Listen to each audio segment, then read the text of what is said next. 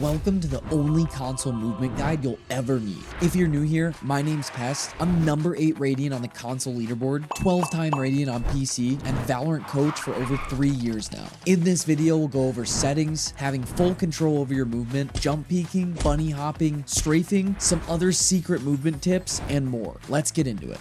Let's first start talking about what makes good movement in Valorant. In most other FPSs, good movement is impressive. While some aspects of Valorant movement may be flashy, the core mechanics of the game and everyday movements classify more as meaningful than impressive. Valorant has a very controlled and slow movement style compared to most other games. In higher paced games, your joystick tends to be either resting still or fully extended in a direction at all times. Valorant introduces a much slower style with an almost tappy movement, making controlled peeks and counter strafing a necessity. We'll talk more about specifics later, but I think it's really important to get comfortable with the idea of calculated and choppy movement rather than moving in one continuous line throughout the entire map. Next, let's get into an idea I call the movement paradox of Valorant. This happens because in a tactical shooter, you're doing things one at a time instead of all at once. In a traditional FPS, you're moving, aiming, and shooting all at the same time. In a tactical FPS, you aim while you move, then stop, shoot, and repeat.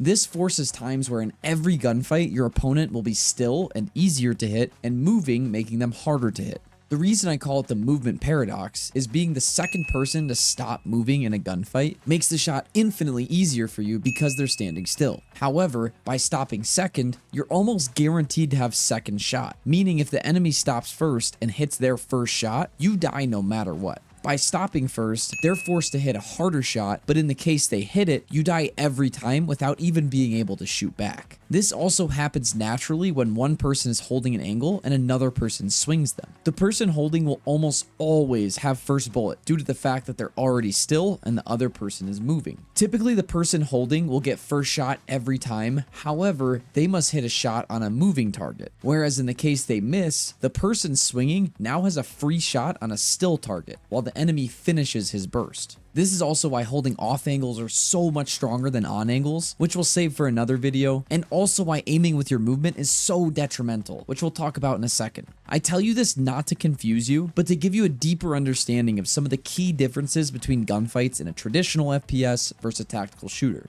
On that topic, let's get a little bit deeper into why aiming with your movement is so bad in Valorant. I also go over this in my in-depth aim guide as well, so make sure to check that out if you haven't yet. Aiming with your movement doesn't feel terrible in a practice setting. Generally, there's no pressure, so you have enough time to make it work. Where aiming with your movement starts to get rough is doing it versus other players, specifically ones with good movement. Most players in this habit try aiming with their movement in a gunfight, and the small chance it actually lands them the headshot, then great job. Otherwise, because they haven't implemented good habits yet, they instantly revert down to a crouch spray and hope for the best. This naturally occurs because once their initial burst is fired and missed, catching up in the gunfight while aiming with your movement is impossible. Subconsciously, they know this, and the only way to recover the gunfight is to hit the spray. In most other FPSs on controller, you make larger adjustments with your aim and smaller adjustments with your movement. This is because using your movement speed in game is a much slower quote-unquote sensitivity than your actual in-game sense. In a traditional FPS, there isn't much of a disadvantage to this. However, there are two major disadvantages in a tactical shooter. The first being aiming with your movement will have you constantly behind in gunfights versus another counter-strafing opponent. By the time you're able to stop and actually get a straight shot out, the enemy will likely be moving into their next strafe already. You do have to factor your movement into your aim. However, your aim should generally be independent from your left stick. Never consciously try to stop when your crosshair reaches the target and shoot. Instead, focus on having good Valorant movement and hitting shots in between strafes. The second downside to aiming with your movement is damage slow when getting shot. When an enemy hits a body shot on you, your movement speed gets cut nearly in half, making that quote-unquote consistent movement sensitivity you had in other games not apply to Valorant. This is just another reason to be super diligent in your aim in Valorant is solely delegated to your right stick, and you're only factoring your movement into your aim instead of using your left stick to aim. Next, let's talk about crouching and when crouching can be good or bad. Generally, crouching isn't a good habit to get into for every gunfight, and unfortunately, this is how a lot of people end up learning because there's so many new things to process when coming to a game like this. It can also be confusing because you often see the best players in the world on PC crouching in nearly every gunfight. So why is it said that crouching is bad? To put it simply, crouching being good or bad is very dependent on the skill level you're playing at. I'm going to use PC as the reference here since console is fairly undeveloped and new to most players still. At the highest levels of the game on PC, generally Immortal Plus, crouching really isn't much of a disadvantage. Reason being is the likelihood of both parties in a gunfight at that level missing their first burst is incredibly low. The likelihood of both players missing their first 2 bursts is almost zero. The true disadvantage of crouching is it makes moving fluidly in a gunfight much harder, which when the average enemy doesn't have the skills yet to consistently hit a moving target, counter-strafing is crucial. At the highest level, players consistently hit shots no matter the difficulty, making crouching much less of a disadvantage because if you miss, you're probably gonna die anyway. The next range of ranks is Plat through Ascended. This, in my opinion, is the most important skill level to be counter-strafing in every gunfight. Players at this level generally are trying to instill good habits and good gunfight hygiene, but aren't quite there in implementing it yet. So when most players are trying to counter-strafe, but aren't the best at hitting consistent shots yet, this is where excelling at movement shines the most. Whereas in lower skill levels, Iron to Gold, most of your enemies will be crouch spraying at this level. And with movement slow, this makes counter-strafing essentially impossible in a lot of gunfights. This doesn't mean you shouldn't be trying to counter-strafe or shouldn't be practicing it. In all ranks, people crouch spray. So here's how to deal with it. It's always best to counter-strafe versus another counter-strafing opponent. When you come across someone dropping it to the floor quicker than a Nicki Minaj music video, being the second person crouching actually has a huge advantage and usually is a solid reaction at all levels. If you notice someone insta-crouching, a similar effect to the movement paradox happens. If that person hits the deck and connects their first shot or two, you'll likely die. However, during those first couple shots is when you're aiming, and as long as they miss their first couple shots and you take the time to line up a solid headshot, they should be a sitting duck just waiting to die. Next, let's get into the correct reaction when someone catches you off guard.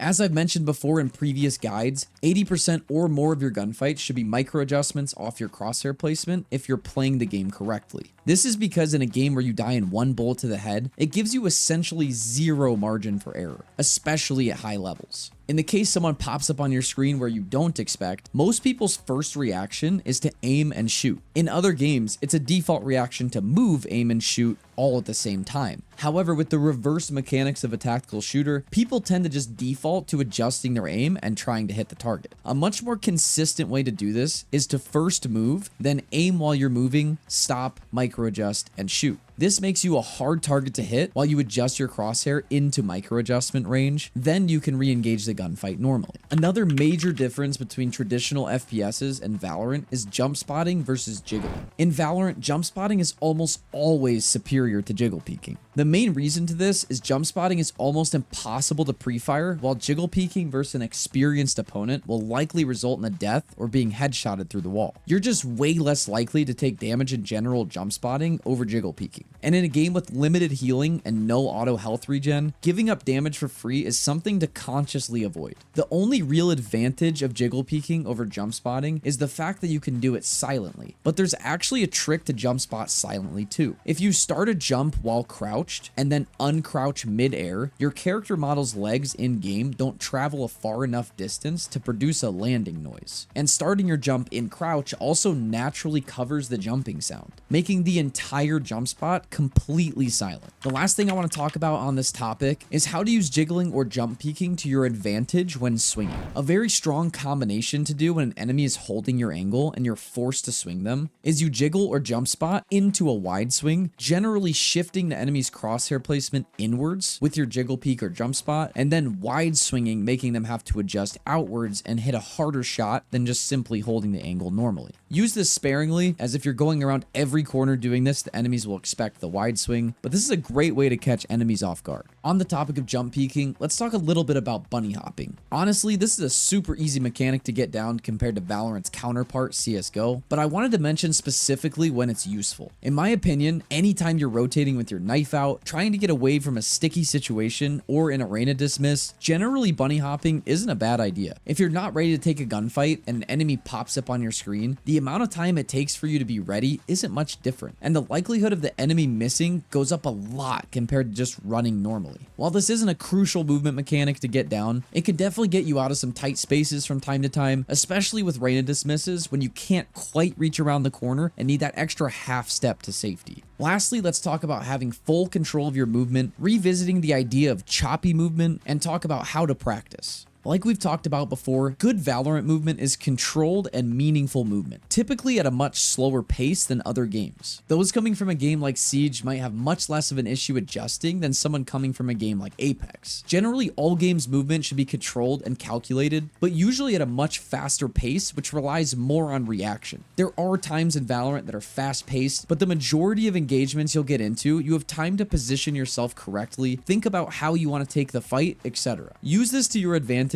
as much as possible. Take those extra couple milliseconds when taking a fight or clearing angles to be diligent and make sure your brain isn't ahead of your hands. Another thing to keep in mind is currently everyone is so adjusted to wide swings because people haven't implemented the movement style of Valorant, so close swings are really strong at the time I'm making this video. How to practice this or anything else we've talked about in this video? First, practice the skill in the most basic form in the range. Understand how to physically do the skill, then put it into practice versus real players in deathmatch. The last part of learning and implementing a skill is working on it in ranked. It's much easier to do anything in practice or deathmatch than in a real game setting. In practice, you have nothing to worry about other than what's directly in front of you. In a ranked match, you have your teammates, the enemies, your utility, all other 9 players' utilities, the spike, and so much more to deal with all at once. This makes focusing on one skill you're trying to improve incredibly hard. Try to emulate the mind state you have in practice in your ranked games, where that skill is in the forefront of your brain while you're playing. Other aspects of your play might suffer while doing this, but once you start to internalize the skill, you'll have to focus on it less and less as time goes on until it just happens naturally. If you have any questions about counter-strafing, aiming, or anything else, make sure to check out some of our other guides we have up on the channel. And if you're interested, the link to one-on-one coaching is in the description. I'm so excited to officially launch console coaching because so much of my job on PC is fixing bad habits people have been ingraining for years, which is always so much harder to fix than just learning something the right way the first time. This is the second in-depth guide I've put out so far, so if you have any ideas of what I could do better next time, make sure to drop them down in the comments. My goal is to help the console community catch up to PC as fast as possible, so anything to aid in that pursuit, I'm all ears. I also stream 7 days a week on Twitch. I'm currently number 8 Radiant. I'd love to see you stop by. Other than that, I'll see you in the next one.